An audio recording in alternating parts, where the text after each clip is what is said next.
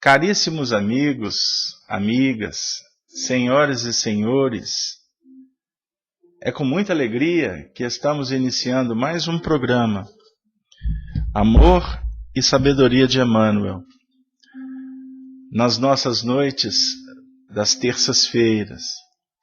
Gostaríamos de iniciar endereçando um abraço a todos os nossos ouvintes da Rádio Brasil Espírita de Maceió, os nossos companheiros da Rede Amigo Espírita, aos amigos que nos acompanham através do Hangout, a Sala Conferência Evolução em Vida, que nesse momento já nos encontramos juntos, sintonizados na Rede do Bem. Boa noite para todos. Nós vamos, portanto, iniciar a nossa jornada fazendo a oração que caracteriza o início das nossas tarefas. Eu convido a todos que possam, nesse momento, nos desconectarmos do mundo lá de fora. Vamos, queridos amigos, juntos, buscar aquela sintonia bendita com os nossos amigos espirituais, que nesse momento já se encontram prontificados a nos auxiliar em mais uma tarefa. Rogando ao nosso Senhor da vida, Deus nosso Pai, Tu és o amor supremo, a misericórdia que sustenta a nossa vida. Obrigado, Senhor, por mais essa noite em que nos encontramos para estudar as leis da vida. Suplicamos, Senhor, as bênçãos para o nosso encontro. Mas também aproveitamos para suplicar que atenda a todos os sofredores, a todos aqueles que caminham com dificuldade na vida. Que estes corações possam, nesse momento, receber uma fragrância da Tua infinita bondade. Rogamos, Senhor, de sorte que cada família aqui representada nesta noite, cada lar que abre as portas para receber a mensagem da esperança, do consolo e do esclarecimento, possa, nesse momento, receber também a medicação, o estímulo, o fortalecimento. E assim, que possamos atingir o objetivo das tarefas da noite, envolvidos pela Tua sacrossanta paz. Sê conosco, Senhor, que Jesus, o nosso Mestre, o nosso amigo de todos os momentos, nesse momento possa se fazer presente, com todos aqueles espíritos que o representam, nossos anjos guardiões, que por certo estão em festas, por estarmos todos nós juntos para a realização dessa tarefa espiritual, de fraternidade, e que por certo há de nos auxiliar no empreendimento que estamos envolvidos, a evolução espiritual. E assim, Senhor Jesus, os mentores espirituais, que possamos então ter a autorização para iniciar mais um estudo nesses programas que estamos construindo ao longo da semana. Amor e Sabedoria de Emmanuel. Hoje, de uma forma muito especial, nós vamos dar continuidade ao estudo da obra Ave Cristo, psicografada na década de 50 por Francisco Cândido Xavier. Valeu, obrigado à presença de todos, vocês que sustentam esse trabalho com essa audiência tão importante. E a gente gostaria de dizer que a audiência, a sustentação que todos vocês oferecem para nós, é a sustentação espiritual. E a audiência é a audiência cristã, aquela audiência que vai efetivamente nos estimulando para continuar nessa tarefa do bem. Reitero o meu abraço a todos os ouvintes da Rádio Brasil Espírita de Maceió, os nossos amigos da Rede Amigo Espírita, da FEAC, todos vocês que se encontram acompanhando essa transmissão através da Rádio Amigo 3, que podem ouvir pelos celulares. A imagem do nosso estudo também pode ser acompanhada pelos celulares, pelos tablets. Inclusive, vocês podem acessar o chat do Hangout nos telefones também, nos tablets. E aqueles que já estão acostumados com o computador, melhor ainda. Não é mesmo? Sem delongas, vamos lá, porque a noite promete muito para todos nós. Bom, gente, nós estamos já há 2 encontros, né, refletindo em torno da obra Ave Cristo, psicografada pelo Chico Xavier na década de 50, sendo que nós fizemos um trabalho, o primeiro programa, nós trouxemos o prefácio de Emmanuel, texto esse que foi psicografado em 18 de abril, data muito sugestiva, né, Livro dos Espíritos, em 1953. No segundo encontro, nós chegamos até a intitulá-lo como a intervenção do benfeitor no que envolve ao seu pupilo Tassiano. Mas, nesse encontro, especificamente, nós começamos a contar histórias, relembrando fatos, alguns que tinham a ver com a própria o nascimento da obra, de alguma forma como ele foi psicografado também, e acabou que a gente chegou a definir posteriormente a mudança do título do estudo. E ficou Ave Cristo, histórias, né? Histórias do Ave Cristo, e eu ainda fiz uma alusão em homenagem a Allan Kardec, a Arnaldo Rocha, colocando no título Diálogos e Recordações, porque o livro que eu escrevi, Memórias do Arnaldo Rocha, que é também uma biografia de Chico e dele, o título foi escolhido por ele, por Arnaldo, Diálogos e Recordações. Então, como nós contamos muitas histórias, até algumas delas fazem parte do nosso trabalho, publicado em 2006 pela União Espírita Mineira, Chico, Diálogos e Recordações. Nós,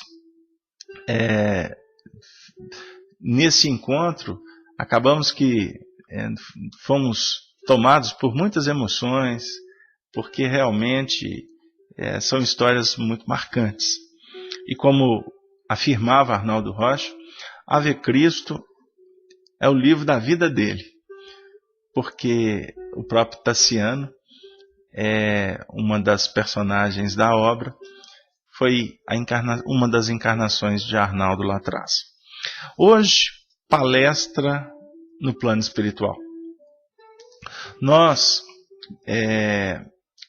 sempre ressaltamos que esse estudo dirigido, o objetivo é incentivar aos nossos amigos a buscarem a obra de Emmanuel, a estudar, a perpassar as histórias, mas com um olhar crítico de estudioso também, né?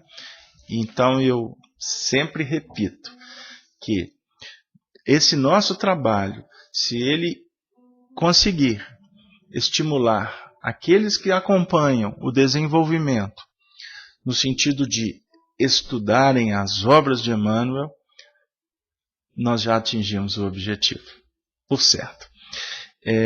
Lembrando sempre que Emmanuel tem um compromisso muito claro em apresentar um conteúdo que possa nos ajudar a entender o pensamento de Allan Kardec. Então, caminham para e passo, embora exista interpretações ou algumas falas que campeiam por aí, que Emmanuel faz um trabalho paralelo de Kardec, que André Luiz também caminha por uma outra senda. E isso a gente percebe que é um total desconhecimento. Bom, nós estamos quase 200 anos de cristianismo, que já começavam a modificar a paisagem do mundo como apresenta Emmanuel. Ele faz no primeiro capítulo uma introdução interessante, certo? Sobre aquele momento que estava consignado um exército compacto de cristãos na terra dando seus testemunhos, através das fogueiras e das cruzes, né? Nos suplícios intermináveis ou nas mandíbulas das feras. Templos de esperança se levantavam felizes além das fronteiras de sombra, dentro dos quais falanges enormes de espíritos convertidos ao bem se ofereciam para a batalha de suor e sangue, em que, usando a vestimenta física, dariam testemunhos de fé e boa vontade, colaborando na expansão da Boa Nova para a redenção da Terra. E aí, nós vamos encontrar no mundo espiritual, conforme a descrição de Emmanuel, uma assembleia, né, reunida, muito interessante, numa cidade formosa no plano espiritual. E aí nós vamos, nesse contexto, vamos começar a trabalhar no sentido de trazer para as nossas reflexões da noite o que aconteceu nesta cidade espiritual, né? Uma assembleia reunida, como define Emmanuel, né? Uma assembleia de almas atraídas ao roteiro divino, escutando a exortação de iluminado orientador que lhes falava de coração posto nos lábios.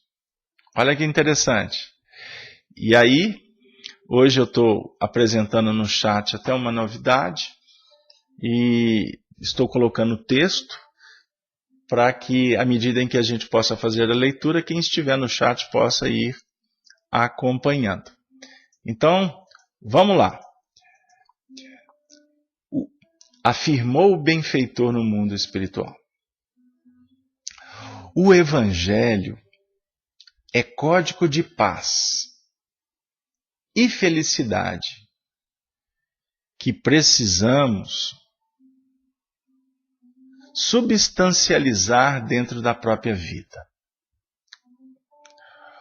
O sol que jorra bênção sobre o mundo incorpora-se à natureza, sustentando-a e renovando-lhe as criações.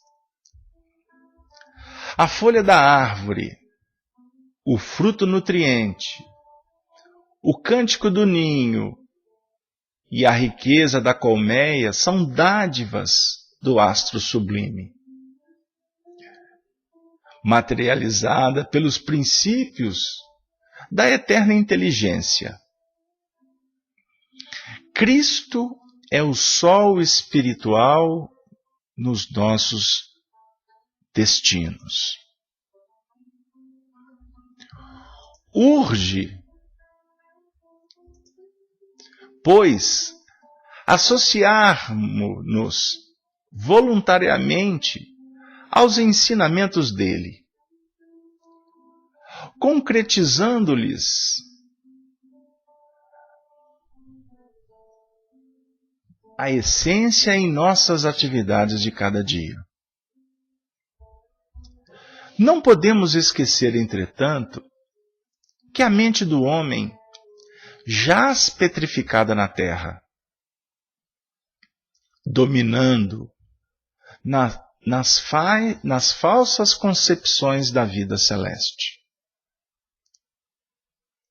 A política de dominação militar asfixiou as velhas tradições dos primitivos santuários. As cortes romanas abafaram as vozes da filosofia grega, como os povos bárbaros enforcaram a revelação egípcia. Adensou-se o nevoeiro da estagnação da morte entre as criaturas. As águias imperiais assentaram na cega idolatria de Júpiter a mentirosa religião da vaidade e do poder. E enquanto os deuses de pedra absorvem os favores da fortuna, alonga-se a miséria e a ignorância do povo, reclamando o pronunciamento do céu. Como se expressará, porém, a intervenção divina sem a cooperação humana? Sem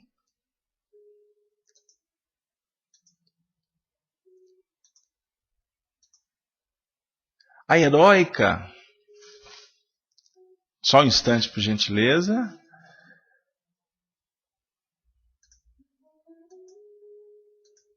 Só um instante, por favor.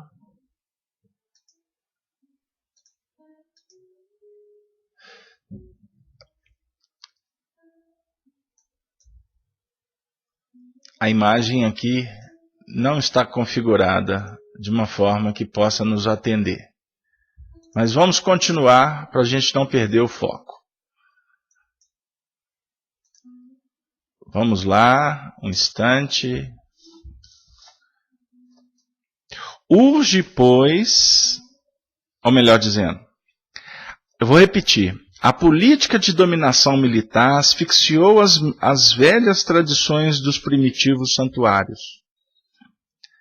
As cortes romanas abafaram as vozes da filosofia grega, como os povos bárbaros sufocaram a revelação egípcia. Adensou-se o nevoeiro da estagnação e da morte entre as criaturas.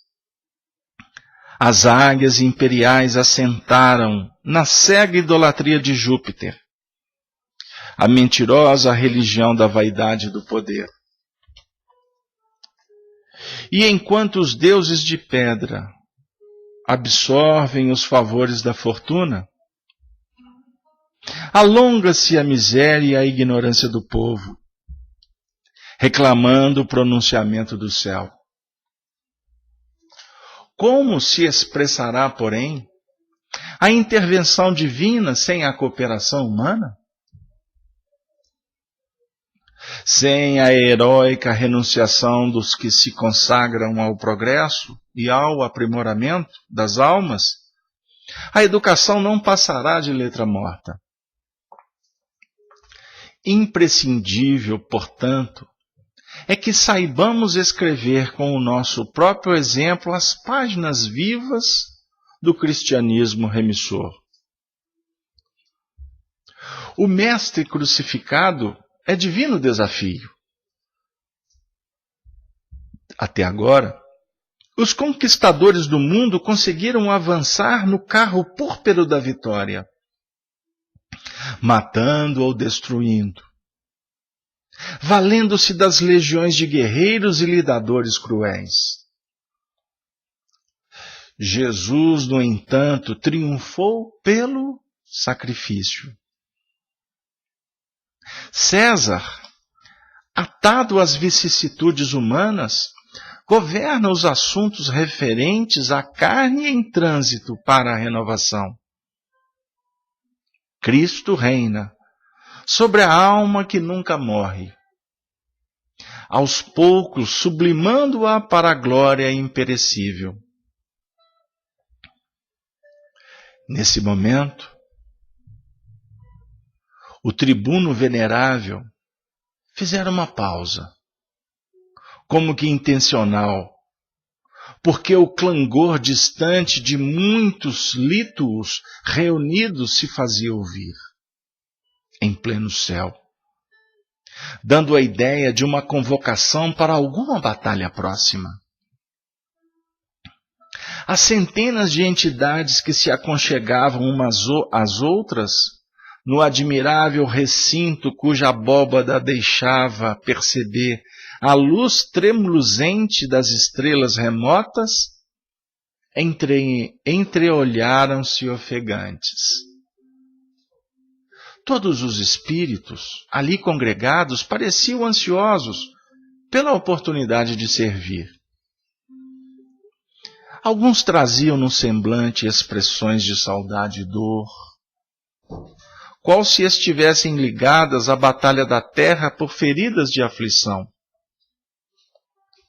somente curáveis com o retorno às angústias do passado. Mas a expectação não durou muito.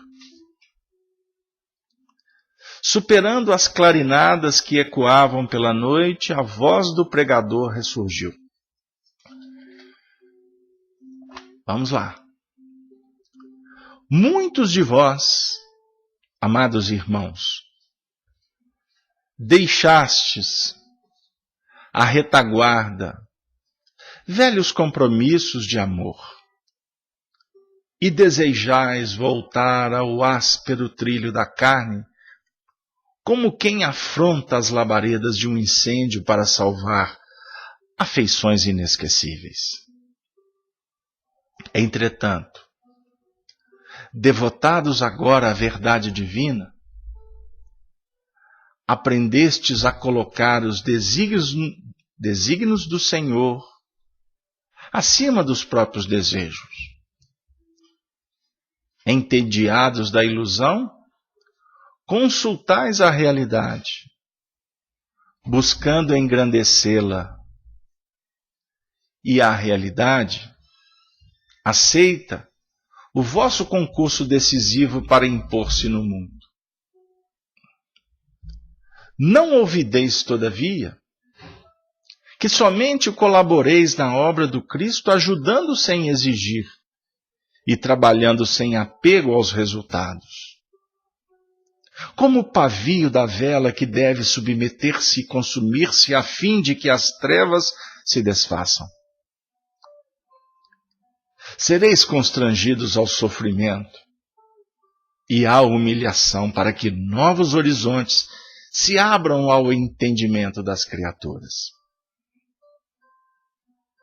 Por muito tempo ainda, o programa dos cristãos não se afastará das legendas do apóstolo Paulo.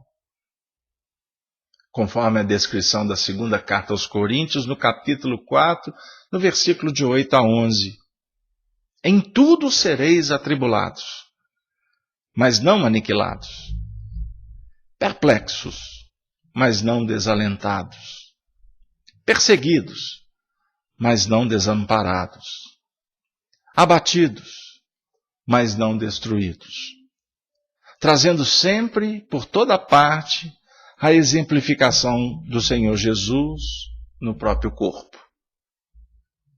Para que a vida divina se manifeste no mundo. E assim, quantos renascerem nas sombras da matéria mais densa, estarão incessantemente entregues ao sacrifício, por amor à verdade, a fim de que a lição do Divino Mestre brilhe mais intensamente nos domínios da carne mortal.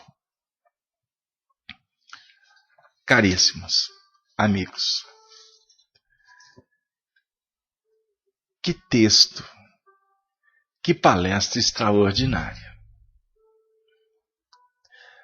Mexe profundamente com o nosso coração. Eu gostaria de convidá-los para que juntos possamos discorrer em alguns pontos. Se for possível, quem sabe, tentar trabalhar para e passo durante o tempo que nós temos. Cada frase, cada pensamento desta autoridade espiritual. Ele inicia como aquela saudação de um companheiro, que se coloca humildemente como um irmão. E esta postura é uma postura do coração. Não é para apenas comover, vender uma falsa impressão de humildade. Porque quando ele fala irmãos, o Emmanuel define que ele estava envolvido por irradiações de luz. Aí ele define que o Evangelho é código de paz. Portanto, de felicidade. Que precisamos substancializar dentro da própria vida. A proposta do Evangelho jamais deve ser tratada como uma esgrima intelectual ou um movimento exterior. Ele precisa ser substancializado, o Evangelho, nas nossas ações. Esta é a luta do cristão. O tempo todo procurar se colocar naquela condição de refletor dessa luz celestial. A gente não pode abrir mão disso. Pelo menos é o que a gente está aprendendo com os benfeitores espirituais sobre a luz de Allan Kardec. Muitas vezes nós encontramos profundas dificuldades. No nosso último estudo, foi feita uma ponderação aqui extremamente inteligente. Porque nós, muitas vezes, ficamos em situações difíceis, até no convívio no nosso meio cristão, onde falamos com doçura, mas na hora de resolver as questões, nós agimos com secura, com rispidez, com descaridade, se posso assim me expressar. É porque nós ainda estamos, muitas vezes, nos movimentando, vamos dizer assim, como aquela mariposa que está viajando em torno da luz. Nós estamos admirados com a luz. Mas a luz ainda, ela não foi corporificada em nós. Ela atinge, mas num campo periférico. Mas há de chegar um tempo que essa luz vai proporcionar paz íntima. E, portanto, felicidade em nós e por nós, para nós sempre. Ele define que o sol, olha que interessante, o sol que jorra a bênção sobre o mundo incorpora-se à natureza. Olha para você ver que a natureza vai incorporar o sol, os seus raios, o seu calor. E com isso, a natureza vai ser sustentada e vai ser renovada no campo da criação. Olha a poesia do Evangelho. Aí ele vai falar da folha da árvore, do fruto nutriente, ele vai falar o cântico do ninho e a riqueza da colmeia. o ninho e a colmeia. Olha que beleza a descrição simbólica. Porque o mel, né? Olha o valor terapêutico do mel. Observemos a alimentação que nós encontramos nestes símbolos a definir que o astro sublime, materializado pelos princípios da eterna inteligência, é que vai promover a vida. E aí, em seguida, o autor espiritual vai falar que o Cristo é o sol espiritual dos nossos destinos. O sol espiritual dos nossos destinos. Para alguns, isso pode ser apenas uma expressão, uma força poética, um recurso retórico. Mas cientificamente, nós estamos caminhando para entender a capacidade do Espírito em substancializar a luz crística, fazer dela alimento, nutriente, fortalecimento. E com isso nós vamos produzir sentido, nós vamos dar sentido na nossa própria caminhada. Então aqui, o assunto está vindo das esferas superiores para lá do nosso entendimento, ainda tão acanhado. Por isso que nós buscamos em Jesus um governador espiritual como ele o é, e a doutrina espírita apresenta, como aquele coordenador, aquele professor incomparável que ele o é. Mas o que o Senhor Jesus está propondo para nós é um movimento muito mais substancial. É um projeto muito mais produtivo e eficiente e libertador para a nossa alma, que é entender esse mecanismo da luz crística, da nossa capacidade de refleti-la e, portanto, apresentar essa luz na nossa vida como a seiva do amor. Isso é o grande diferencial. Este é o caminho que nós iremos percorrer de uma forma natural. Hoje eu conversava com meu amigo Arnaldo Oliveira. Arnaldo vai estar aí na sala conosco, eu posso citá-lo. Nós conversávamos hoje, mais cedo, sobre alguns pontos doutrinários que precisam serem melhores entendidos por nós. Porque muitas vezes a gente cria alguns movimentos de debates, muitas vezes a gente caminha por algumas sendas que nos levam à periferia dos fatos. E para ser mais objetivo em termos de doutrina espírita, nós caímos numa cilada muito bem articulada pelas trevas para nos, vamos dizer assim, repatriar no passado sombrio de interesses puramente egóicos e vaidosos. Enquanto Allan Kardec está propondo para todos nós uma caminhada de sorte que nós possamos qualificar as nossas elaborações mentais quando ele fala sobre a riqueza do mundo espiritual. Então, Allan Kardec, ele apresenta para nós a realidade da mediunidade, do intercâmbio entre os encarnados e os desencarnados.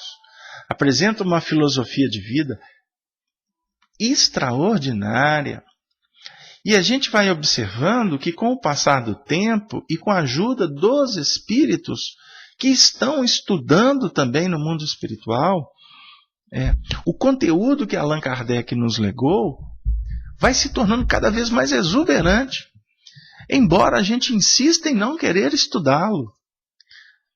Para nós é muito mais simples procurar um livro de autoajuda, estudar uma proposta terapêutica XYZ, do que efetivamente procurar entender o pensamento dos espíritos superiores no que remonta à nossa transformação espiritual em bases libertadoras, em foro de imortalidade. Mas eu vou repetir, nós insistimos em ficar estudando ou nos movimentando em planos ainda muito periféricos, que nos mantêm presos ao mundo do ego, ao mundo material. Embora entendamos os grandes projetos que são desenvolvidos pelos sociólogos, pelos tratadistas da psique, mas nós espíritas temos elementos, temos recursos, temos conteúdo que precisamos estar mais afins, mais afinizados com estes, para a gente entender o grande objetivo da nossa vida, que é fazer luz, que é encontrar autonomia, segurança e se libertar naturalmente, dentro dos planos da inteligência suprema em Deus, desenvolvendo a nossa inteligência ainda tão relativa, tão pequena. O Cristo é o sol espiritual dos nossos destinos, porque Ele é o passado, o presente e o futuro. Olha que interessante. Isso está no livro Apocalipse que nós vamos começar a estudar aí. Não é? Jesus, ele é eterno. O Cristo para nós é o símbolo da nossa caminhada espiritual vitoriosa. Aí o benfeitor diz assim: urge, pois, associar-mo-nos voluntariamente aos ensinamentos dele, concretizando-lhes a essência em nossas atividades de cada dia. Então aqui o benfeitor é muito prático. Ele está falando que é necessário que a gente se associe voluntariamente. Aí aqui vem uma condição. Ele não está falando que é obrigatório, que nós temos que fazer ou fazer. Não tem outra solução. Não, ele está dizendo que esse processo tem que ser voluntário.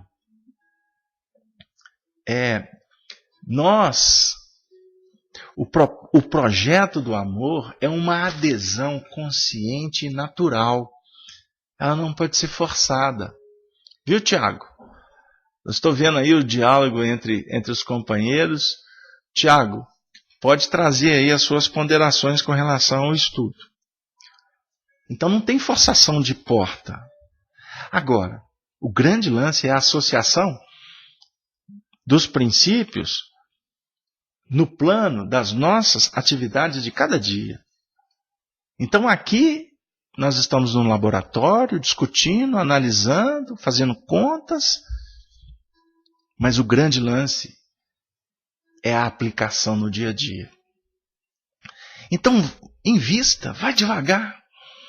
Comece mudando o seu discurso, a maneira de expressar, vai se esforçando, mas vai introduzindo isso como uma metodologia de vida.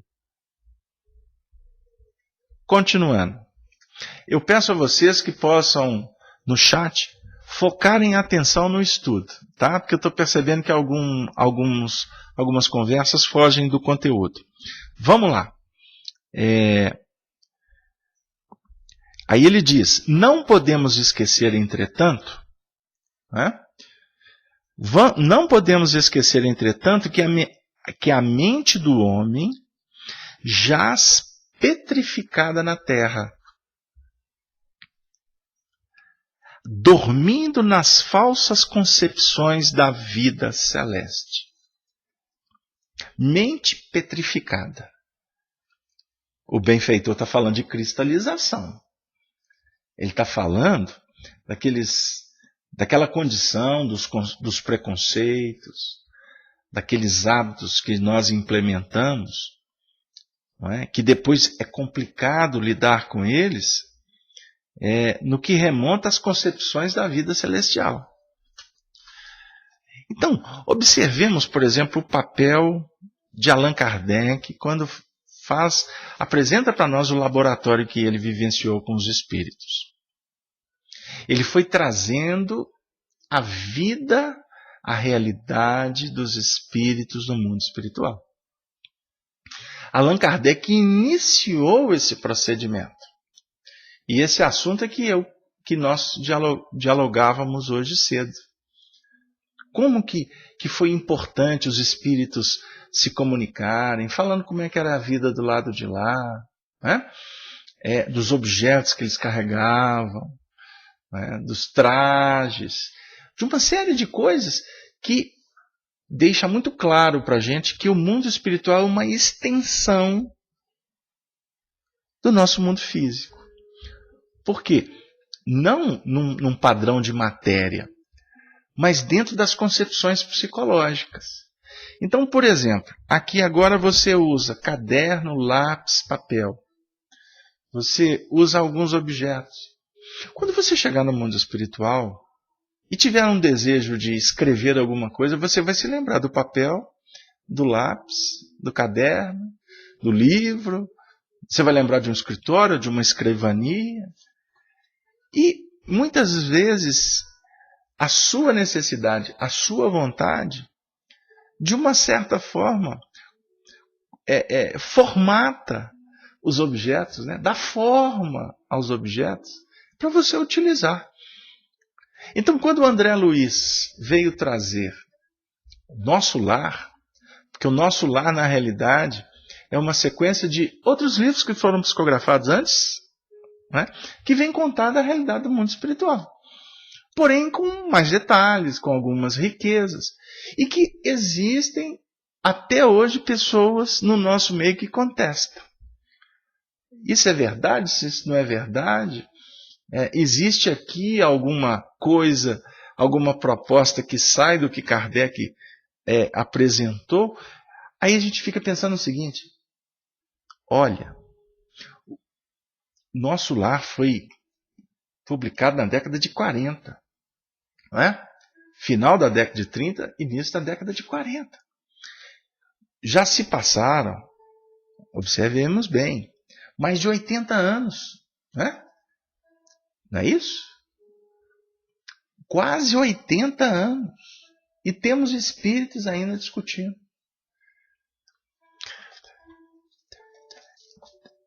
E a proposta é muito mais essencial nos tempos de hoje do que ficar discutindo o que eu poderia dizer que já nem mais tem tanta importância para a gente, porque já é concepção. Já virou concepção. Já virou uma realidade dos espíritas. Inclusive, aí entra um outro procedimento, né? Que a gente quer fazer do nosso lar agora ou o céu ou o inferno, nas nossas concepções religiosas do ontem. Mas tudo bem, isso faz parte do aprendizado coletivo.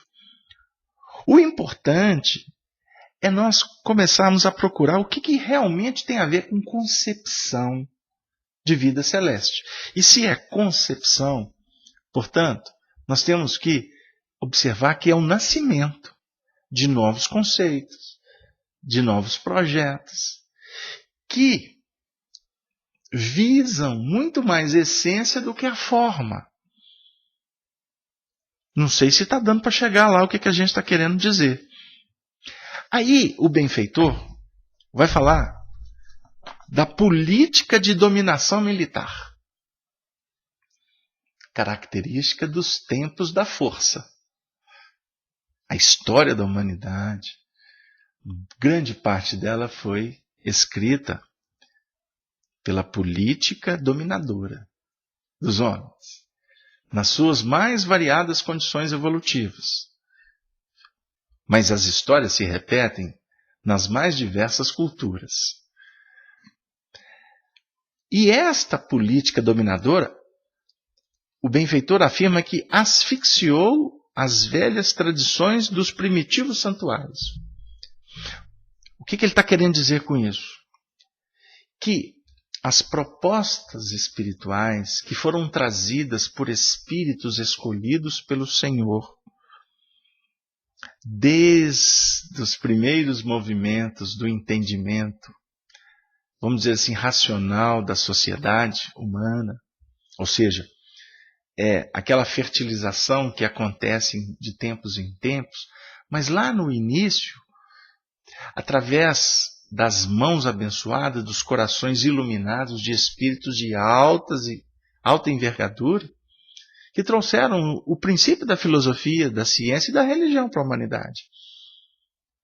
Se nós formos mergulhar nas Escrituras, nós vamos encontrar a essência maravilhosa, a síntese do que hoje nós desenvolvemos com a doutrina espírita. Mas durante muito tempo, a política dominadora asfixiou, impediu. Por que impediu? A ignorância, tentando, vamos dizer assim, racionalizar o que não lhe compete, porque não dá conta. É muito interessante quando a gente começa a assimilar uma proposta nova. É muito interessante como nós temos uma mente que se esforça por trazê-la para os nossos interesses.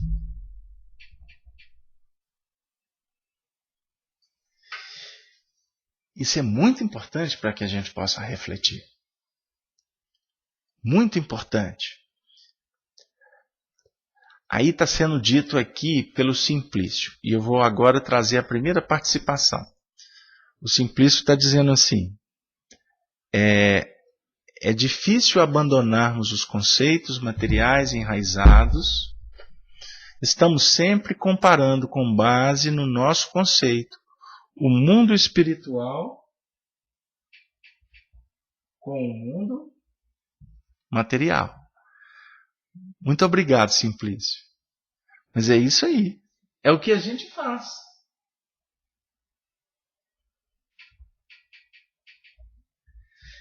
É o que nós estamos o tempo todo insistindo. E com isso nós obliteramos o projeto espiritual. Então vamos continuar. Porque essa dominação, ela asfixiou as tradições dos primitivos santuários. Aí ele diz assim que as correntes romanas abafaram as vozes da filosofia grega, como os povos bárbaros sufocaram a revelação egípcia. Olha que legal. Para não dizer que é trágico. Mas nós precisamos de refletir sobre o assunto.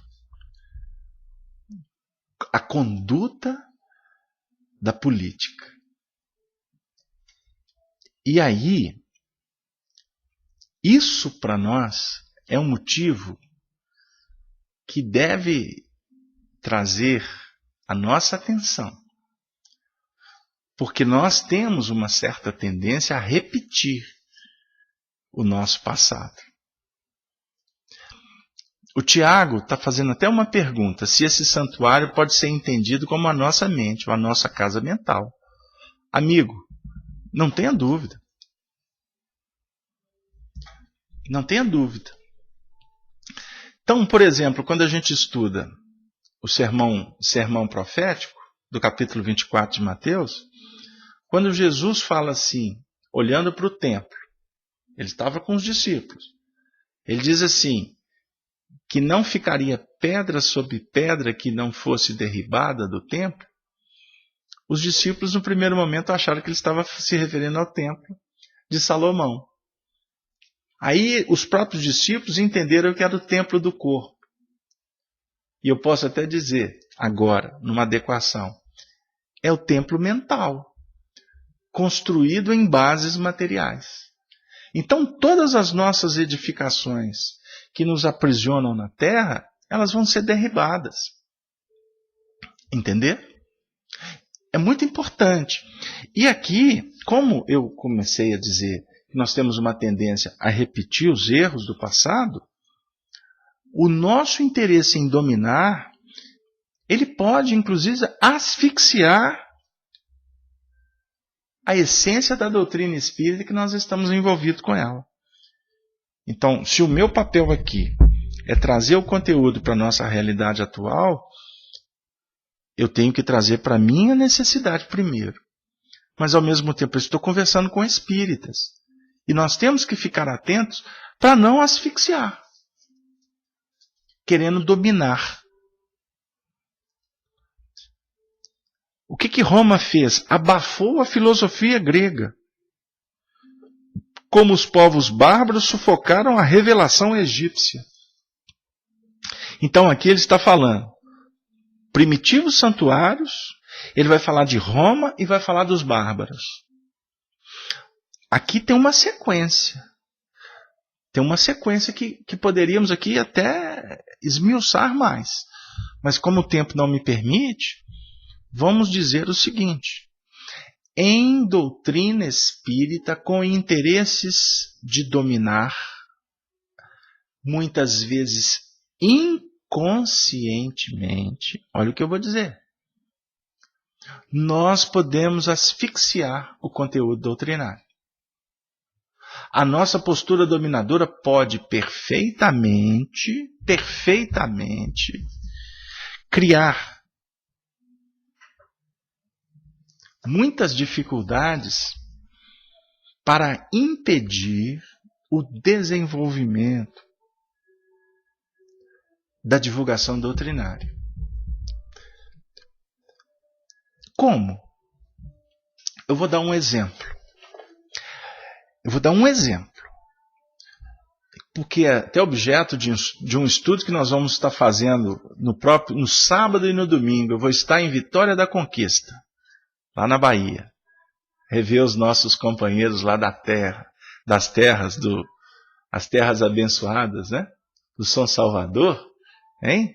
É isso aí. Então um abraço, um beijo a todos os nossos baianos, o nosso Romero, a turma toda que vai estar nos recebendo lá. Nós vamos na casa que tem o nome Francisco Cândido Xavier.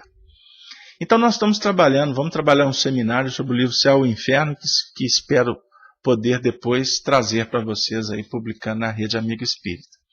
Mas na introdução do livro Céu e Inferno, vai ser objeto de um trabalho nosso lá, Allan Kardec, dentre alguns pontos que ele traz da filosofia doutrinária, ele fala quanto à necessidade de nós despersonalizarmos a doutrina espírita, ou as nossas posturas, dentro do movimento espírita. O que é despersonalizar? É procurar a revelação na sua essência como roteiro para a nossa aplicação no dia a dia. Procurar entender o que os espíritos estão trazendo na codificação para nos favorecer. E dentro da dinâmica do trabalho espírita, nós contarmos inclusive com a atuação mediúnica.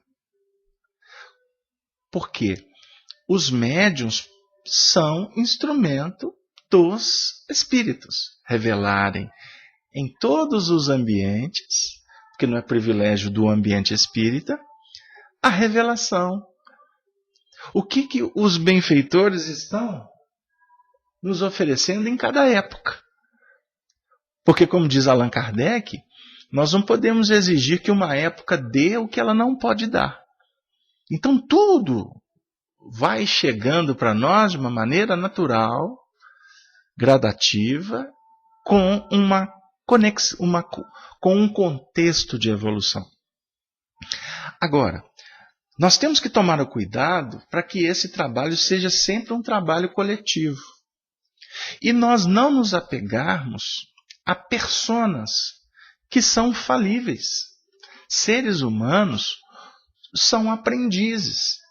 Então, quando alguém fala alguma coisa no movimento espírita, seja ele médium, expositor, dirigente ou trabalhador, que a gente possa, obviamente, sempre fraternizar com as pessoas, procurar sempre as convergências no seu sentido de sentimento, de amizade, de força de tarefas, etc. Mas procurarmos aguçar o nosso senso crítico, para não tomar opiniões como verdades.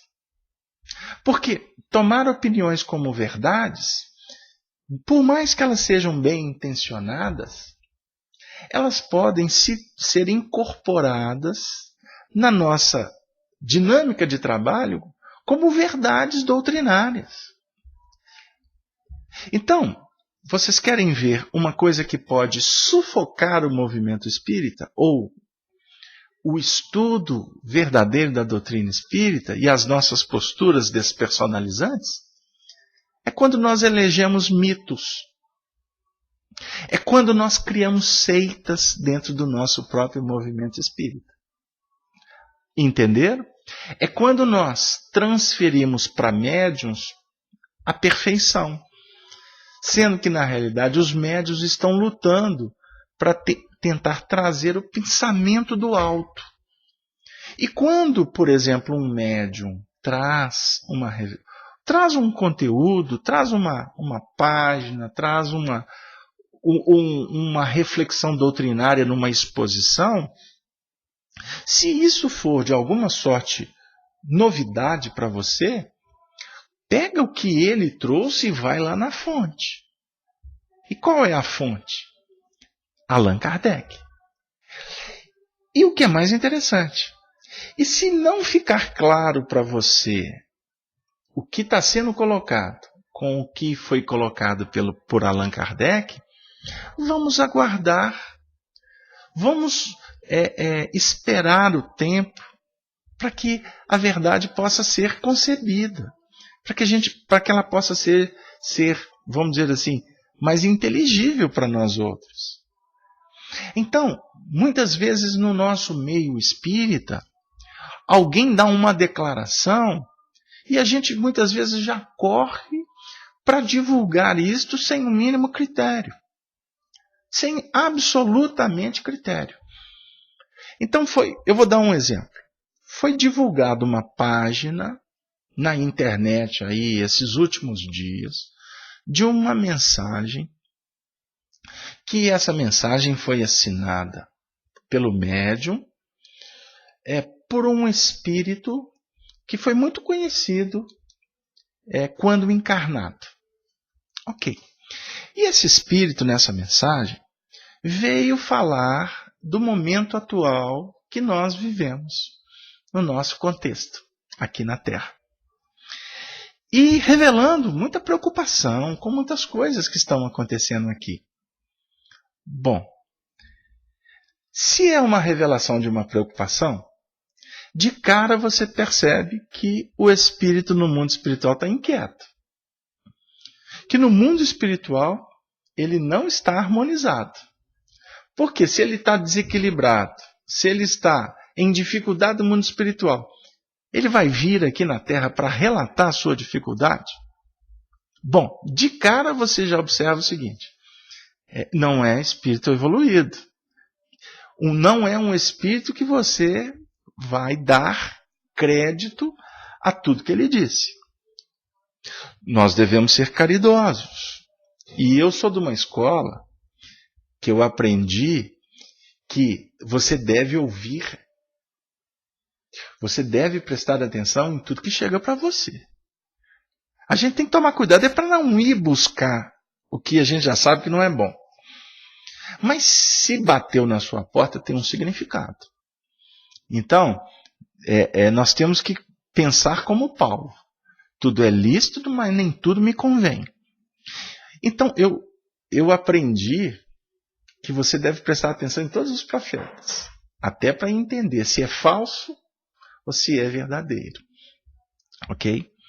Mas costuma, em 10 expressões, sendo que 9 são mentirosas, uma ser verdadeira. Então, o Erasto ensina para Kardec que é melhor desprezar as 10, tá? Do que apresentar 9 meias verdades por conta de uma verdade. Ok? E é isso mesmo. Você não vai divulgar o que é uma complicação, não é verdade? Mas se alguém te diz, presta atenção. Porque talvez, em meio às mentiras, tem uma coisa ali que você pode ter uma importância para você. Beleza, ok. Bom, mas no caso, a mensagem do Espírito, que já demonstrou não está numa condição que merece nós darmos toda a atenção,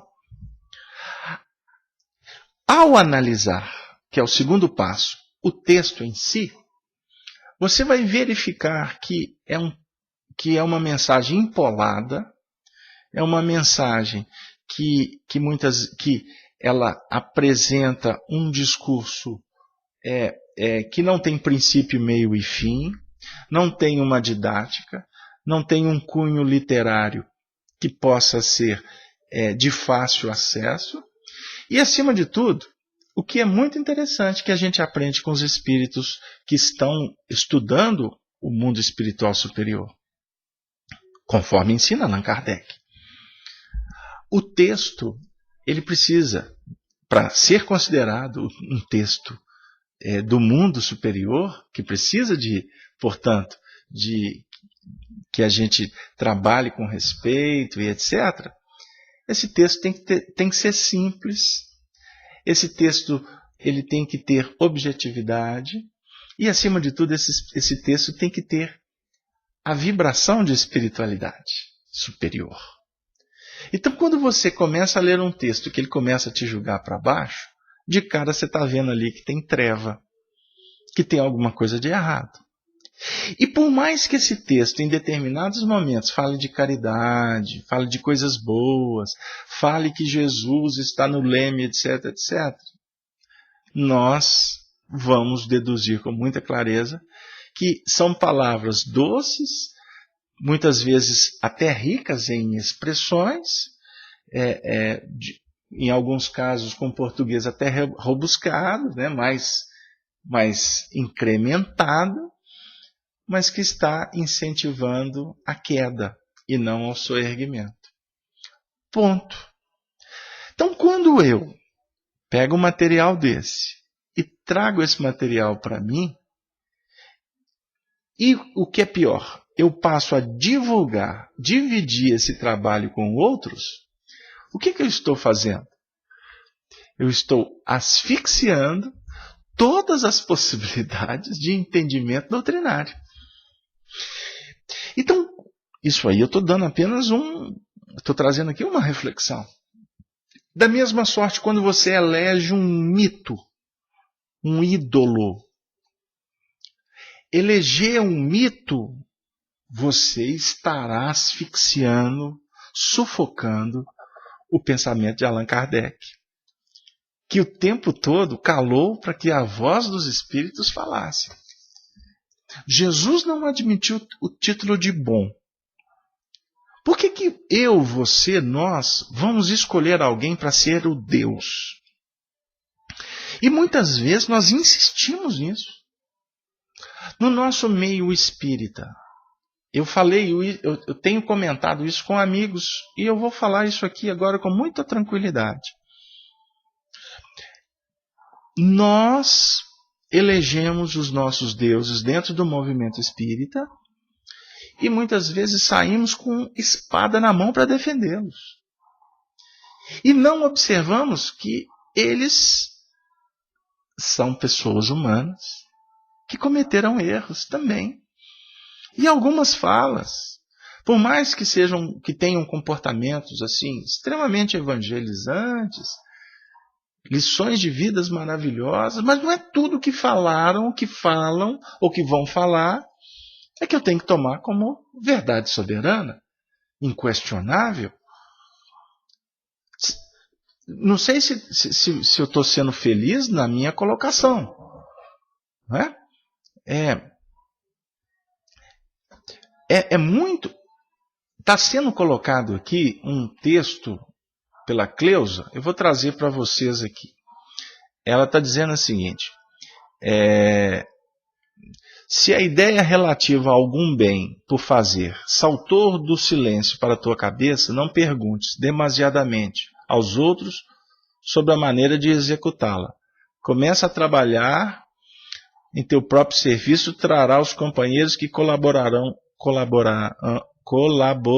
contigo, auxiliando-te a pensar no melhor a ser feito. Ok, muito bem, é um pensamento legal, filosófico do Emmanuel. Mas continuando.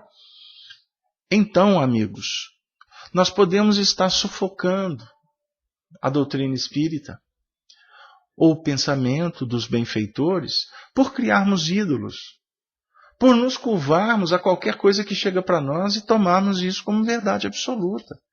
Nós temos que aprender a ser criteriosos. E quando se cria mito, aí eu vou trazer um pensamento para vocês. Por que eu crio um mito? De alguma forma eu tenho um interesse nisso. É só um movimento de reverenciar? Para pessoas simples pode ser. Pode até ser. Porque aí transfere a bondade, a responsabilidade, né? Põe na mão do outro ele ter a chave dos céus para te salvar, para te trazer a cura. Então, isso é infantilidade. É natural. Faz parte ainda dos nossos ranços que a gente traz do passado. Mas eu gostaria de chamar a atenção que muitas vezes criar o mito passa a ser, inclusive, interesse que envolve todo esse magnetismo e muitas vezes acaba sendo até alimentado pelo próprio indivíduo que está sendo endeusado. Aí eu chego e falo assim: nossa, mas você é maravilhoso. Aqui, me dá um autógrafo.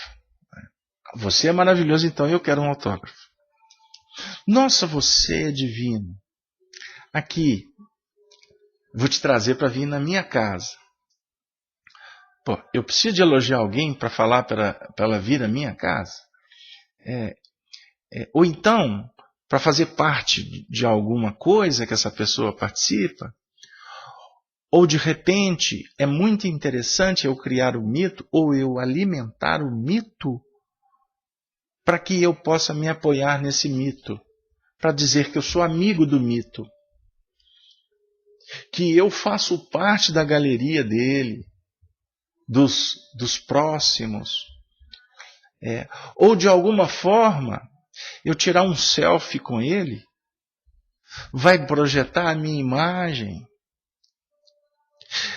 E em alguns casos, isso se faz de uma forma tão ardilosa que eu começo a apropriar da imagem do mito para favorecer uma série de coisas, inclusive monetariamente.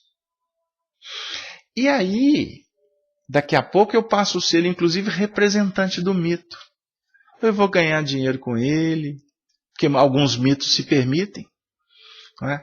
Não percebem que a gente aprende com os cristãos dos primeiros tempos e nós vamos continuar o estudo desse texto na próxima semana. Já vi tudo. Com os cristãos dos primeiros tempos a renunciar a si mesmos. Como que eu vou renunciar a mim mesmo sendo beneficiado pelo trabalho?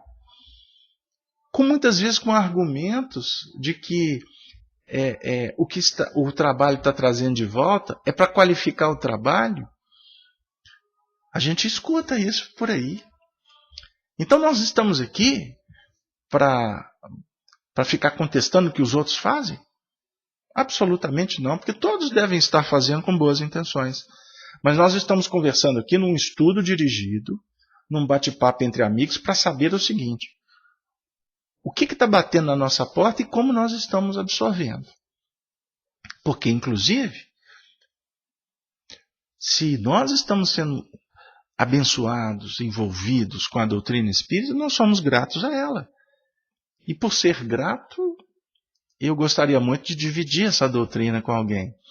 Então, a companheira me pergunta assim: que livro que eu vou ler? Eu disse: qual que você já leu? Geralmente vai faltar um livro da codificação. Então você lê então esse aqui primeiro, depois você passeia pelas livrarias. Você já leu a Revista Espírita? Você tem estudado a Revista Espírita? Teve uma companheira que colocou um comentário aqui no estudo de quinta-feira, que depois que ela começou a ler a Revista Espírita, ela mudou muito a forma dele de ver o movimento espírita. Mas é isso, gente. Se todo mundo, se todos os estudiosos se comprometessem a ler, estudar Allan Kardec, você sabe qual que seria o resultado? Um movimento espírita mais qualificado. As nossas condutas seriam bem aprimoradas. Aí quando alguém bater na sua porta para te pedir, para indicar um livro, você não vai pensar duas vezes em falar de Kardec. Mas também você vai lembrar, por exemplo, de um clássico. Você já leu o livro Depois da Morte, de Leon Denis? No Invisível, o problema do ser, do destino e da dor? Você já leu as obras do Bozano e etc., dos clássicos? Você tem tanta coisa boa, e que são livros que não são divulgados, porque nós esquecemos. Porque hoje é muito interessante você ler ou indicar esses livros psicografados da atualidade, que são fininhos. Né? Não, isso aqui é para o leigo. Ok, então tudo bem, e atende mesmo, em alguns casos. Mas eu pergunto, mas eu mesmo também estou adotando a técnica de que eu tenho que ler o que é fino? O que não vai me tomar tempo? Mas como assim? Não, porque hoje a gente não tem tempo. Ah, então porque não temos tempo? Nós não temos tempo ou nós estamos escravos de uma rotina não bem escolhida, estabelecida? Porque não foi bem elaborada. Então eu sou escravo. Tá bom, a gente concorda que a demanda não está fácil. Mas será que você não teria um tempo para ler um bom livro? Isso é uma pergunta. O expositor espírita. Nós trabalhamos temos a Cleusa aqui, a Cláudia, o Arnaldo, possivelmente mais alguns que eu não estou conseguindo identificar, que participam do Evangelho na Rede, que a gente implantou aqui todos os dias, às 8 horas da manhã. Qual que é o foco do trabalho? É estudar, é ler pausadamente o Evangelho segundo o Espiritismo. Então vocês não vão encontrar expositoras aqui nas manhãs. Vocês vão encontrar facilitadoras que vão interpretar aqueles trechos pequenos do Evangelho segundo o Espiritismo com um caráter consolador. Mas estamos o quê? Incentivando as pessoas a perpassar essas páginas de luz de uma forma criteriosa e procurando o tempo todo tirar a essência, a parte espiritual, portanto, que consola, que orienta e que esclarece. São 21 horas e 14 minutos, nosso tempo está caminhando com uma velocidade muito intensa, mas o benfeitor continua dizendo assim, sobre a revelação egípcia sufocada. Adensou-se o nevoeiro da estagnação e da morte entre as criaturas. As águias imperiais assentaram na cega idolatria de Júpiter, a mentirosa religião da vaidade e do poder.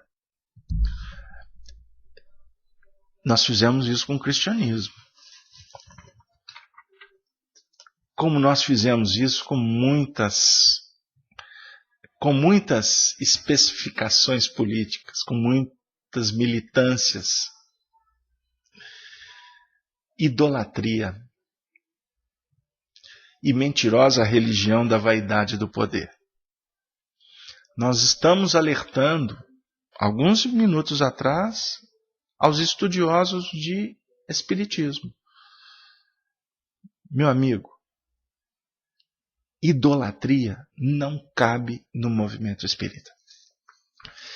E eu vou falar uma coisa para vocês com muito carinho. Embora eu sei que ela é temporão, ela é uma moda que vai passar. É a idolatria em torno de Chico Xavier. Ela é ruinosa, ruidosa, e ela é obliterativa para muitas pessoas. E a gente não está percebendo isso. E inclusive essa idolatria, ela não tem absolutamente nada a ver com o pensamento do nosso querido Chico Xavier, que jamais aceitou elogios, que foi um dos homens mais simples que pisaram no solo brasileiro. E o que é interessante, quando ele atingiu aquele pico de audiência, na década de 70 e 80, ele se fez mais humilde ainda.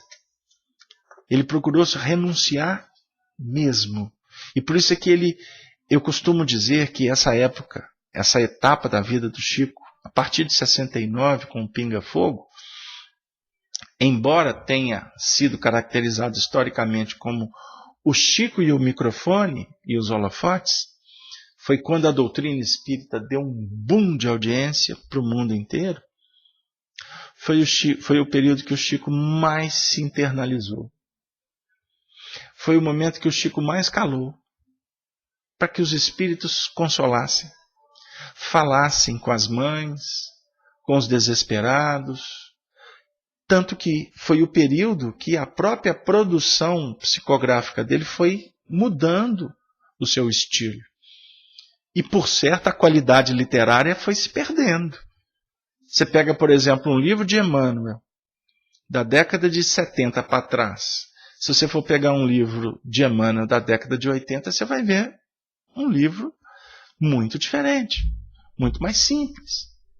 E, inclusive, nós vamos encontrar um Emmanuel numa condução literária extremamente mais consoladora, mais carinhosa do que o educador da década de 1940 e de 1950, quando ele falava de uma maneira muito direta os assuntos. Inclusive, isso para nós no movimento espírita é um motivo de discussões interessantes. O porquê? Por que aconteceu tudo isso? Não é verdade? Então, a dimensão que o trabalho do Chico foi tomando, hoje redunda num processo de uma idolatria que enceguece. Então, observem, por exemplo, na própria mídia. A gente não sabe identificar o que o Emmanuel falou, o que o Chico falou, porque as pessoas não se preocupam com a fonte. Aí está escrito alguma coisa no livro psicografado pelo Chico, aí não, assinado Chico Xavier. E o Chico sempre transferiu os louros para os espíritos. E aí ele se tornou um homem santo. Tanto se insistiu que ele se tornou um homem santo. E nós espíritas não percebemos que, embalados pelas emoções, nós estamos nos distanciando do próprio pensamento kardeciano. Então, eu sei que é um assunto que não agrada a muitos, mas esse assunto precisa de ser debatido com respeito e com carinho. E eu não tenho dúvida de que no mundo espiritual é um desafio para o Chico nos ajudar a entender isso. Por quê? Nós temos que nos apagar. É necessário que se apague personas. O que tem que ser exaltado é o Cristo. O próprio Allan Kardec fez isso, gente. Hippolyte Léon Denisard Rivail era um homem famoso, respeitado. Ele tinha publicado 21 livros de instrução, de aritmética. Ele era um professor dos mais conhecidos. O que aconteceu com ele? Ele escolheu mudar de nome quando foi lançar o Livro dos Espíritos, para não confundirem o Hippolyte, o senhor Rivail, com essa obra que estava sendo lançada, que não era dele, que era dos Espíritos. Eu não sei se eu estou sendo claro, mas eu citei a introdução.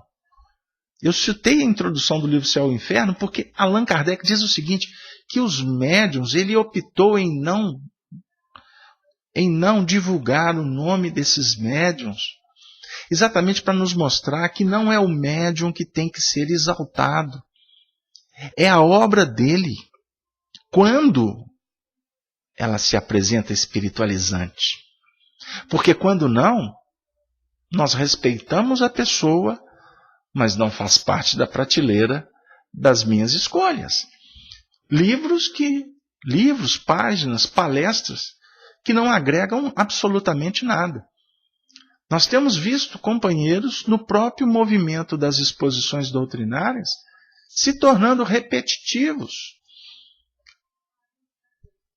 perdendo conteúdo, porque estão embalados nos louros, nas lantejoulas, nos holofotes, dos convites, das bajulações, dos interesses, e não estão tendo tempo para estudar. O que vai acontecer? Vai chegar lá e não vai ter assunto. Em alguns casos vão ter convites que não terão critérios para convidar um indivíduo que é um especialista, por exemplo, em mediunidade, para falar de psicologia. Eu tenho visto aí companheiros que a meta é falar de evangelho, sendo convidado para falar sobre assistência social. Não, pera lá. Aí você vai ver, é um desastre. Porque não é a área do indivíduo. São poucos os que possuem desenvoltura para comentar muitos assuntos. Mas o importante é você, eu, nós, compreendermos o que nós estamos fazendo com a cegueira da idolatria e uma mentirosa religião chamada vaidade. Vocês já prestaram atenção nos eventos espíritas? Sempre são com os mesmos expositores? Está faltando expositor? Aí eu pergunto para vocês, será que não tem gente com competência para desenvolver conteúdo? Não, mas eu não estou preocupado com o conteúdo. Eu estou preocupado com o chamariz do evento que eu vou fazer, porque se tiver fulano Beltrano, vai vir muita gente. Se não tiver fulano Beltrano, vai ser um evento esvaziado. Então eu quero um evento cheio. Aí eu pergunto para vocês, será que nós não estamos na contramão? Porque o cristianismo não é de quantidade. Então, se eu estou preocupando com a quantidade, o que está movendo esse meu raciocínio? Eu estou querendo vender ingresso? Eu estou querendo divulgar a doutrina para um número maior de pessoas. Amigos, eu queria conversar com vocês que a internet hoje, ela tem um alcance muito maior do que qualquer evento espírita. Que você pode até lotar um ginásio, pôr lá 2, 3, 4, 5 mil pessoas. Um estudo como esse que a gente faz aqui, nós que não temos essa capacidade toda, essa aura toda mítica, mas a gente atinge números muito maiores de pessoas com esse trabalho. Nós não estamos preocupados com o número. Nós temos que apresentar conteúdo, essência. Então, quando você for buscar, procure esta sintonia, inclusive vibrando por aqueles que momentaneamente não estão entendendo isso, porque a gente quer o bem de todos, a gente quer vibrar para que todos possam compreender a importância de se estudar doutrina espírita. Nós não podemos abrir mão disso. E aqui não há, entendam bem, nenhum discurso ortodoxo. A nossa ideia longe está de puritanismo ou de purismo. Não é nada disso. Mas nós estamos tentando analisar o que os benfeitores estão falando lá atrás. Isso aqui foi uma assembleia que foi reunida no mundo espiritual para preparar os cristãos para reencarnarem. Enquanto estava esse conclave aqui, muitos estavam morrendo lá na arena. Num dos períodos que foram das maiores perseguições aos cristãos, aconteceu na virada do século I para o século II. O livro Ave Cristo narra isso para a gente. Aí está tendo um comentário aqui do Simplício. Simplício está dizendo assim, se esta obra é de homens, não triunfará. Mas se é de Deus, não a combatais, pois estareis combatendo o próprio Deus. É isso aí. É isso aí. Esse é um texto, Simplício, de Gamaliel, que está no livro Atos dos Apóstolos. Né? Essa fala o próprio Emmanuel trouxe no livro que todos nós conhecemos e precisamos estudar bastante, que é o livro Paulo e Estevão. Então, a ideia é para que a gente possa refletir de qual é a obra que nós estamos matriculados. Viu, Simplício? Vamos entender o que nós estamos propondo aqui como reflexão. Qual a obra que você está escolhendo? Qual a obra que você está vibrando com ela? Portanto, o que outros fazem, que Deus os abençoe. Mas nós precisamos de entender o que nós temos responsabilidades em fazer. Viu, Simplício? A ideia aqui principal que a gente quer trazer aqui com muito carinho é exatamente essa. Nós gostaríamos de convidar vocês a estar conosco na próxima semana com a continuação, a segunda parte desta palestra que foi ministrada no mundo espiritual, conforme a descrição de Emmanuel. Nosso tempo está acabando. Nós gostaríamos de abraçar a todos com muito carinho, agradecendo a presença, a audiência de todos vocês, que possamos, nesse momento, agradecer a espiritualidade pelo amparo, pela inspiração, que efetivamente foi promovida envolvendo a todos que se encontram conosco, estudando essa obra tão extraordinária que é a doutrina espírita, através de comentários de espíritos compromissados em nos aproximar cada vez mais do pensamento do nosso querido codificador Allan Kardec, que representa a chave para abrir os portais da imortalidade para todos nós. E assim, nós agradecemos a presença de todos, rogando a Deus que abençoe os lares, que abençoe a todos os familiares, que abençoe a todos os amigos, que abençoe a todos os nossos irmãos espíritas, todos os nossos amigos que estão envolvidos com a divulgação, nos grandes eventos, aqueles que promovem, que organizam, os nossos dirigentes das federativas. Todos nós queremos, do fundo do coração, procurarmos encontrar o caminho que o Senhor propõe. E procurarmos, neste caminho, mantermos a nossa sintonia com o mais alto. Que os nossos bons propósitos não se limitem apenas a intenções, mas que possamos buscar, na nossa condição de aprendizes, debatermos, avaliarmos tudo que a gente está fazendo. Porque como nos conclama Bezerra de Menezes, para que a gente possa falar da unificação, nós precisamos de união. Nós precisamos de estarmos unidos como um feixe de varas, como fala Allan Kardec. Procurarmos ser uma família harmoniosa, obviamente, com as suas diversidades, com as suas peculiaridades, com os seus compromissos. No movimento espírita temos aqueles compromissados com a área da assistência e promoção social, outros com a mediunidade, outros com o evangelho, outros com a divulgação, com a liderança, outros em trabalhos anônimos, ciência, filosofia, religião, cada um na sua, com a sua bagagem, mas trabalharmos sempre numa dinâmica respeitosa. Por isso que Kardec, que aprendeu a trilogia com Pestalozzi lá em Yverdun, do trabalho, da solidariedade e da perseverança, fez uma proposta para o movimento, trocando a palavra perseverança por tolerância.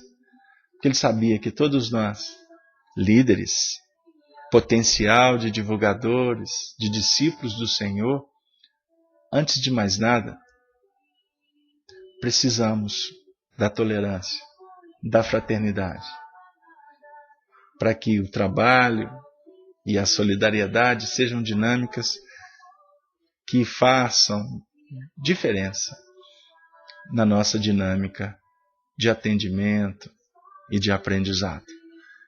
Que os bons espíritos possam nos inspirar e que a alma do codificador, Allan Kardec, nos inspire.